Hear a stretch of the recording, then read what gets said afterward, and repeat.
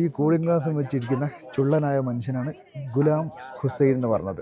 ഇദ്ദേഹം ഇന്ത്യ പാകിസ്ഥാൻ യുദ്ധം നടക്കുന്നതിൻ്റെ തൊട്ട് തലേ ദിവസം പാകിസ്ഥാനിലെ അവസാന വില്ലേജ് ആയിട്ടുള്ള ഫർണൂന്ന് ഈ തങ്ങിലേക്ക് കാർഷിക ആവശ്യങ്ങൾക്ക് വേണ്ടിയിട്ട് വന്നതാണ്. അതായത് യൂറിയ എടുക്കാൻ വേണ്ടിയിട്ട് വന്നതാണെന്നാണ് പറഞ്ഞത്. അന്ന് രാത്രിയാണ് ഇവിടെ ഈ മലയുടെ മുകളിൽ നിന്ന് യുദ്ധം പൊട്ടി പുറപ്പെടുന്നത്. ഈ ഭാഗം, അതായത് ഇപ്പോൾ നമ്മളൊക്കെ നിൽക്കുന്ന ഈ തങ് വില്ലേജ് ഇന്ത്യ പിടിച്ചെടുക്കുന്നത്. ഇത് പാകിസ്ഥാനിലായിരുന്നു 1971 വരെ. അങ്ങനെ എന്തോ എത്തി അപ്പുറത്തുള്ള ഫർണു ഗ്രാമവും ഇപ്പുറത്തുള്ള തങ് ഗ്രാമവും രണ്ടായി.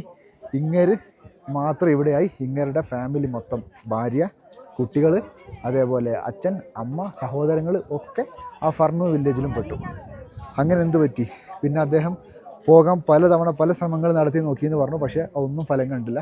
അവസാനം പുള്ളി ഇവിടെ ഇന്ത്യയിൽ നിൽക്കേണ്ടി വന്നു. ഇപ്പോൾ അദ്ദേഹം ഇന്ത്യൻ പൗരനാണ്. ഇവിടെ അദ്ദേഹത്തിന് ഭാര്യയും കുട്ടികളൊക്കെ ഉണ്ട്. പക്ഷേ അദ്ദേഹം പിന്നീട് അദ്ദേഹത്തിൻ്റെ അച്ഛനെ കണ്ടിട്ടില്ല, അമ്മയെ കണ്ടിട്ടില്ല, സഹോദരങ്ങളെ കണ്ടിട്ടില്ല, ഈവൻ അദ്ദേഹത്തിൻ്റെ ഭാര്യയെ പോലും കണ്ടിട്ടില്ല. ഓരോ യുദ്ധങ്ങൾ വരുത്തി വെക്കുന്ന, അതിനുശേഷം ഉണ്ടാകുന്ന ഓരോ മനുഷ്യന്മാരുടെ അവസ്ഥകളാണ് നമ്മൾ ഈ കണ്ടുകൊണ്ടിരിക്കുന്നത്. അത്രമാത്രം.